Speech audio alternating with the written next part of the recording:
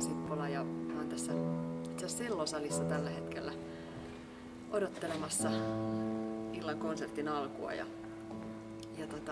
Tässä höpöttelen nyt tästä Laulu ja laulun tarina -konsertista, joka on tulossa huhtikuussa 10. päivä Laaksolahden kappelissa. Mä oon siellä soolona esiintymässä ja tää konsepti viehätti mua kaiken kaikkiaan tosi paljon.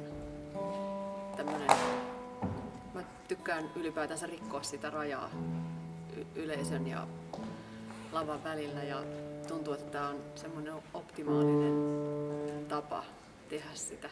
Mä odotan tosi innolla tätä tulevaa konserttia. Illan teemana on laulun takaa. Ja tietysti kun on itse laulaja ja lauluntekijä, niin tää teema tuntuu aika luontevalta. Et laulut on hyvin pitkälle osa minua ja mitä mä laulun takaa ajattelen. Eli olet lämpimästi tervetullut tähän iltaan 10.4.